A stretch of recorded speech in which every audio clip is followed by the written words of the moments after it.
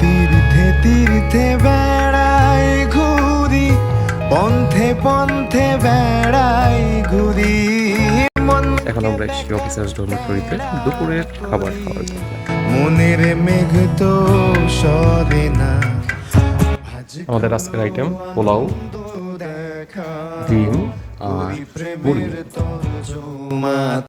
বর্ষা দেখাও, গ্রীষ্ম দেখাও, শীত বসন্ত শরৎ দেখাও, স্বরব্যঞ্জন বর্ণ শেখাও, স্বরব্যঞ্জন বর্ণ শেখাও।